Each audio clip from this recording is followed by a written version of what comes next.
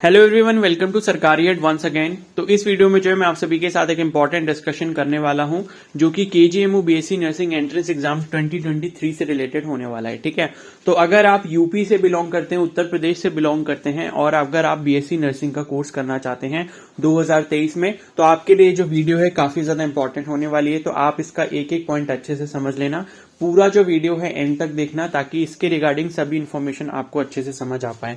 ठीक है, तो बीएससी नर्सिंग का जो एंट्रेंस एग्जाम होगा उसकी कैसे प्रिपरेशन करनी है उसके बारे में जो है वो भी मैं आपका मतलब यहाँ पर थोड़ा सा ब्रीफ डिस्कशन करूंगा, क्या क्या सिलेबस रहता है। ठीक है, बाकी इसके रिगार्डिंग प्रिपरेशन से रिलेटेड जो भी आपके टिप्स हैं, गाइडेंस है, वो मैं आपको फ्यूचर में वीडियोस के थ्रू देता रहूंगा। ठीक है, तो आपका अगर मन है इस साल इस एंट्रेंस एग्जाम देने का, तो आप जो है इस चैनल पर अगर नए हैं तो जरूर सब्सक्राइब कर लें और बेल आइकन को प्रेस कर लें ताकि इससे रिलेटेड फ्यूचर में जो भी अपडेट्स आएंगे, एग्जाम से रिलेटेड की फॉर्म जब रिलीज होगा, फॉर्म को कैसे फिल करना होगा, साथ ही इसकी तैयारी कैसे करनी हो, उसके बारे में जो है मैं आपको इन्फॉर्मेशन प्रोवाइड करता रहूंगा।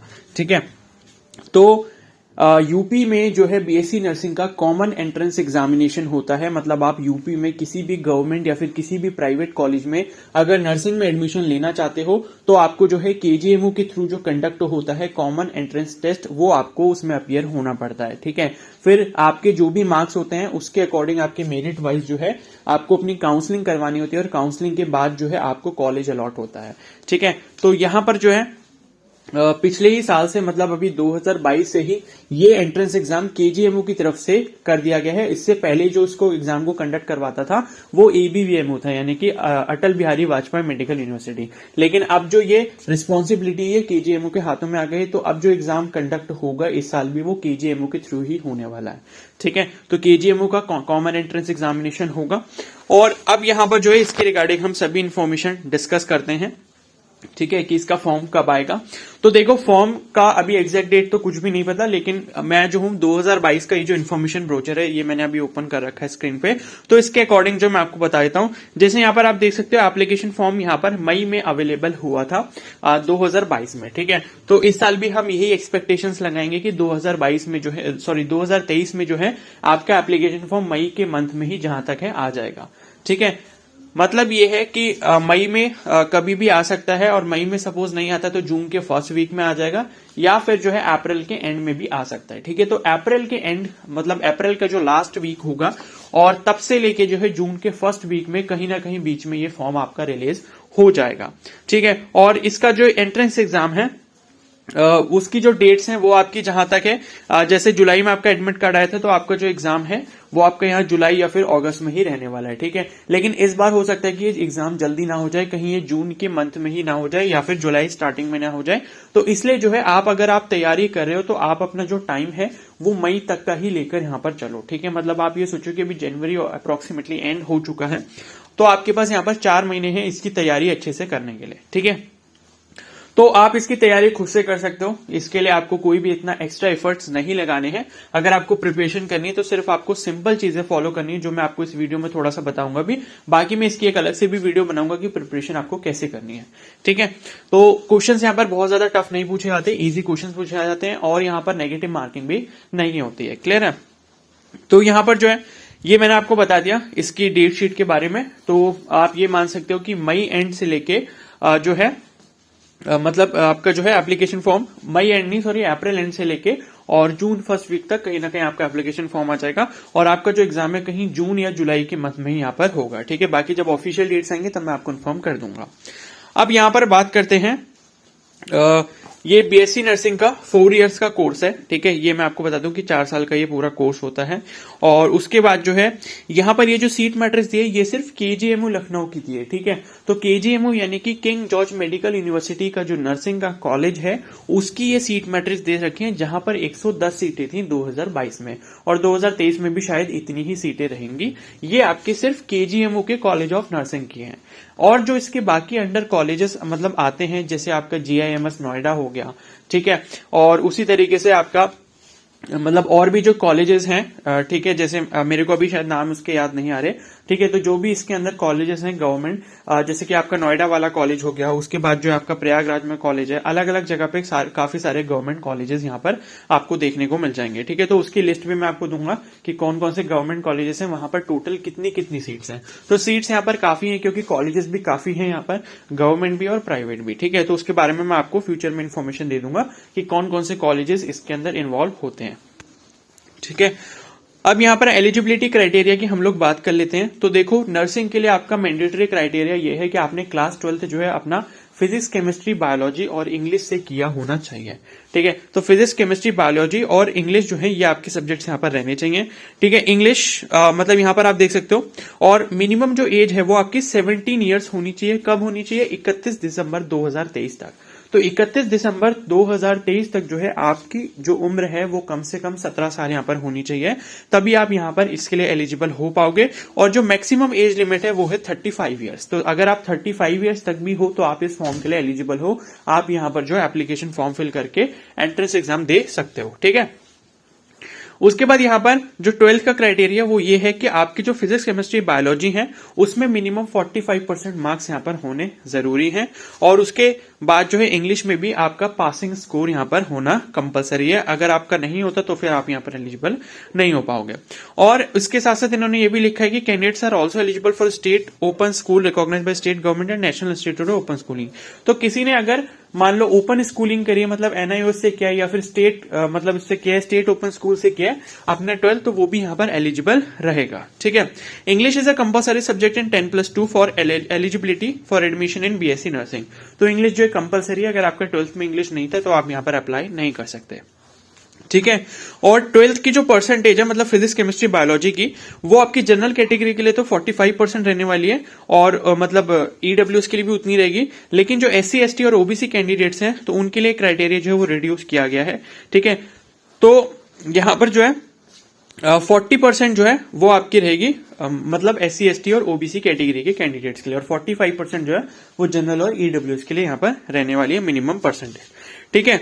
और बाकी यहां पर देखो, बहुत ज्यादा इंपॉर्टेंट चीज मैं आपको बता दूं, जब आप एप्लीकेशन फॉर्म फिल करते हो और अगर आप SC, ST, OBC, EWS category से बिलोंग करते हो, और खासकर अगर मैं बात करूं ओबीसी और ईडब्ल्यूएस कैटेगरी की, तो यहां पर जो है कैटेगरी सर्टिफिकेट का बहुत ज्यादा रोल होता है, ठीक है। क्योंकि काफी सारे कैंडिडेट्स इस वजह से रिजेक्ट हो जाते हैं यहां पर, अगर सपोज उनके अच्छे मार्क्स भी हैं, उनको सीट नहीं मिल पाती अगर उनका ओबीसी या फिर ईडब्ल्यूएस का सर्टिफिकेट जो है प्रॉपर फॉर्मेट में नहीं है, या फिर उसकी जो इश्यू डेट है वो उनके क्राइटेरिया के अकॉर्डिंग मैच नहीं करती, ठीक है। तो इसके बारे में जो है मैं आपको फ्यूचर में अपडेट्स दूंगा कि आपको जो है अपना सर्टिफिकेट कब बनवाना है अगर आपने नहीं बनवाया, या फिर जो है आपकी जो इशू डेट है सर्टिफिकेट की वो कब तक की होनी चाहिए, ठीक है। जैसे इसमें भी लिखा होगा कहीं ना कहीं, वो मैं आपको बता दूंगा। तो उसी तरीके से 2023 में भी ये चीजें आपको फॉलो करनी होंगी, और यही ऐसी ऐसी छोटी छोटी चीजें होती हैं कि लेकिन अगर आप मेहनत तो करते हो, मेहनत करने के बाद जो है आपका जब रिजल्ट आ रहा होता है तो इन सब चीजों की वजह से आपको प्रॉब्लम फेस करनी पड़ती है, ठीक है। तो वो प्रॉब्लम आपको ना हो इसलिए जो आप मेरे साथ बने रहना, ठीक है। उसके बाद जो है caste certificate issued only by the competent authority tehsildar of Uttar Pradesh government are acceptable, ठीक है। तो उत्तर प्रदेश के तहसीलदार मतलब उत्तर प्रदेश से ही आपका जो है कास्ट सर्टिफिकेट बना होना चाहिए, तभी इसको एक्सेप्ट किया जाएगा। और ओबीसी सर्टिफिकेट के बारे में लिखा है कि ये सिर्फ 6 महीने के लिए वैलिड रहता है, मतलब जब आपका एंट्रेंस एग्जाम यहाँ पर कंडक्ट करवाया जाएगा, ठीक है, तो उससे 6 महीने पहले तक का ही आपका यहाँ पर एंट्रेंस एग्जाम होना चाहिए। मतलब जब इसका ऑफिशियल नोटिफिकेशन आएगा उससे 6 महीने पहले तक की तारीख में आपका जो है ओबीसी का सर्टिफिकेट बना होना चाहिए। उससे पहले क्या होगा तो फिर उसको यहाँ पर एक्सेप्ट नहीं किया जाएगा, ठीक है। और यहाँ पर जो मैं एक और चीज आपको बता दूं कि ये जो मतलब आप ये सोच होंगे कि अदर स्टेट के कैंडिडेट्स यहाँ पर जो वो एलिजिबल हैं या नहीं, तो मैं आपको बता दूं अदर स्टेट के कैंडिडेट्स एलिजिबल हैं, लेकिन उनको जो है गवर्नमेंट सीट अलॉट नहीं की जाएगी, उन्हें सिर्फ प्राइवेट कॉलेज मिलेगा।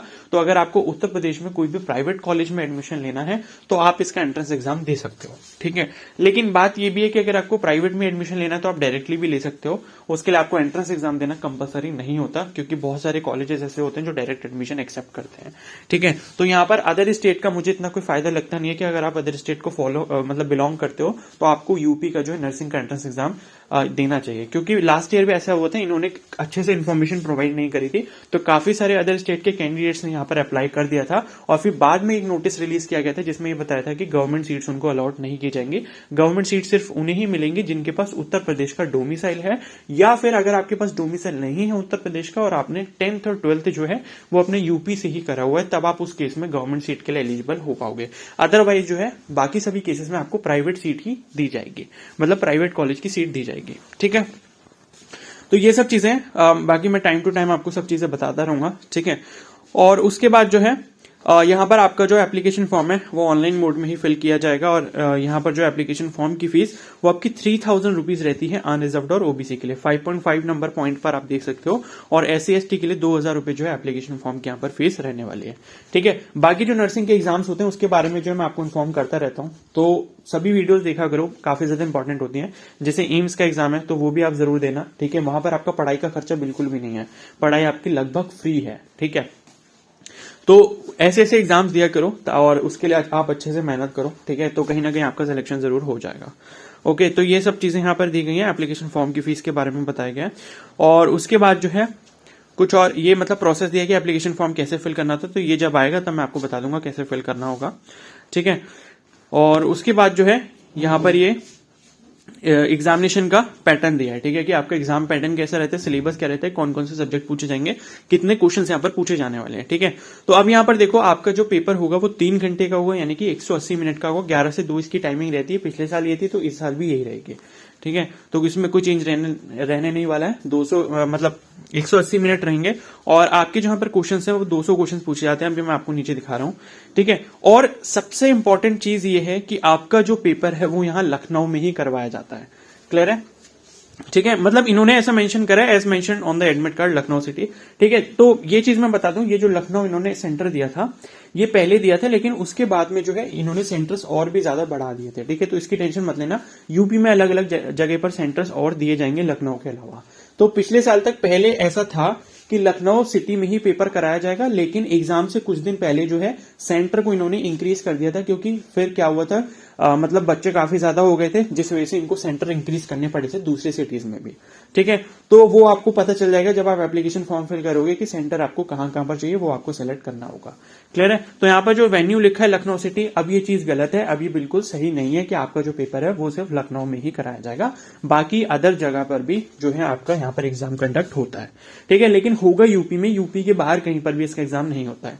ठीक है, उसके बाद देखो mode of examination MCQ type रहेगा और OMR शीट पर आपको पेपर यहां देना पड़ेगा। ठीक है, तो इसका पेपर जो ऑनलाइन मोड में नहीं होता, ऑफलाइन मोड में होता है, मतलब पेन एंड पेपर मोड में। तो OMR शीट आपको दी जाएगी, उसमें आपको सर्कल फिल करने होते हैं, जो भी उसका करेक्ट आंसर होता है क्वेश्चन का। तो इस तरीके से आपका यहाँ पर एग्जाम का मोड रहेगा। नंबर ऑफ क्वेश्चन यहाँ पर 200 रहने वाले हैं। ठीक है, तो पिछले साल भी थे और काफी टाइम से यही पैटर्न चलता हुआ आ रहा है, तो इस साल भी 200 ही क्वेश्चन यहाँ पर रहेंगे और टोटल जो है 5 सब्जेक्ट आपसे यहाँ पर पूछे जाते हैं। अब हर क्वेश्चन में जो है आपको 1 मार्क्स सही करने पे मिलेगा और कोई भी नेगेटिव मार्किंग नहीं है। तो ये आप थोड़ा सा इसको एक एडवांटेज मान सकते हो कि आप maximum number of questions attempt कर सकते हो बिना किसी डर के, क्योंकि अगर यहाँ पर नेगेटिव मार्किंग होती तो आपको इस चीज का डर रहता है कि अगर हम ये क्वेश्चन कर देंगे और ये गलत हो जाएगा तो हमारे जो मार्क्स हैं वो कम हो जाएंगे, नेगेटिव में चले जाएंगे। तो यहाँ पर ये रिस्क आपका थोड़ा सा खत्म हो जाता है, तो ये थोड़ी मतलब सही चीज है। ठीक है, तो इसमें यह है कि आप तुक्के भी लगा सकते हो, इनकेस आपको अगर कोई क्वेश्चन नहीं आ रहा, आपको सिर्फ गेस वर्क करना है, तो वो आप यहाँ पर कर सकते हो। ठीक है, तो 200 क्वेश्चंस रहेंगे, 180 मिनट, 3 घंटे का टाइम यहाँ पर रहेगा। हर क्वेश्चन 1 नंबर का है, यानी कि 200 मार्क्स का यहाँ पर पेपर रहने वाला है और कोई भी नेगेटिव मार्किंग इसमें नहीं होगी। उसके बाद मीडियम ऑफ एग्जामिनेशन यहाँ पर इंग्लिश इन्होंने मेंशन करा है। ठीक है, पर मुझे जहां तक याद है शायद कि हिंदी में भी पेपर आता है, बाकी इसके बारे में इन्फॉर्मेशन मैं आपको जल्दी बता दूंगा जब इसका लेटेस्ट वाला नोटिफिकेशन आ जाएगा। ठीक है, तो वैसे तो यहाँ पर इंग्लिश लिखा है, वैसे मेरे अकॉर्डिंग जो है शायद हिंदी में भी इसका पेपर होता है, जहां तक मुझे याद आ रहा है।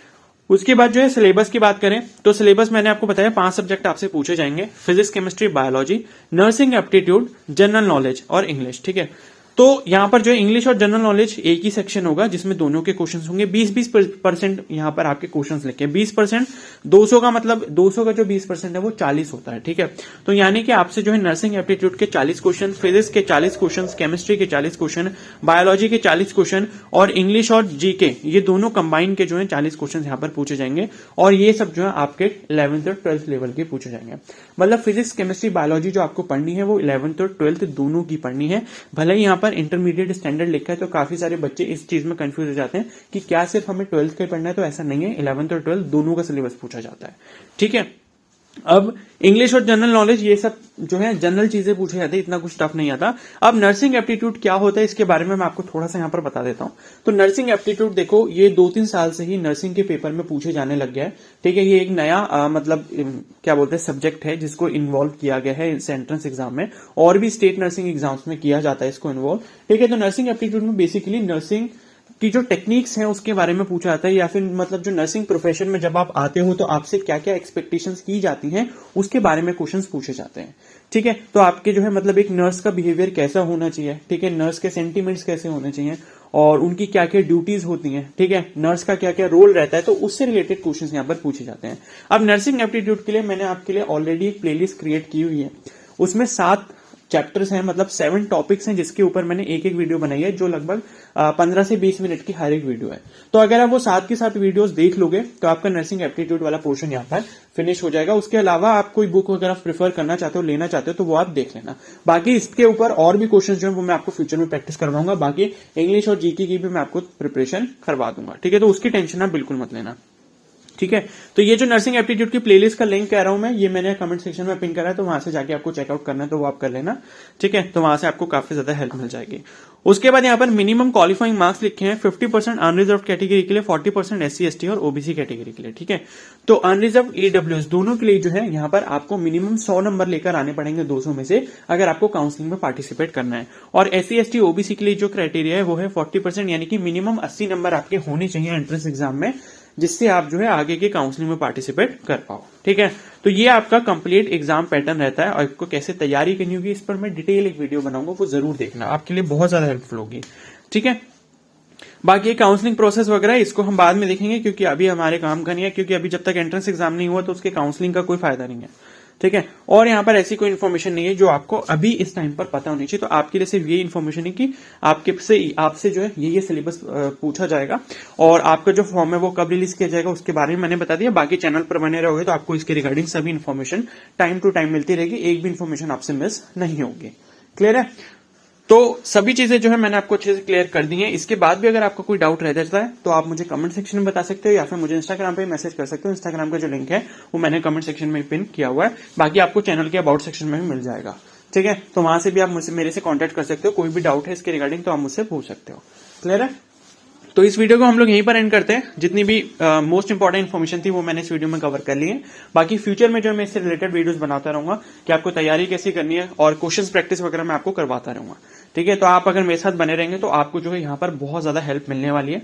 तो चैनल पर नए हो तो जरूर सब्सक्राइब करना और बेल आइकन को प्रेस कर लेना। और अगर ये वीडियो हेल्पफुल लगी हो थोड़ी सी भी तो प्लीज इसको जरूर लाइक कर देना, और अपने फ्रेंड्स के साथ भी इसको शेयर कर सकते हो। Okay, so thank you and have a nice day.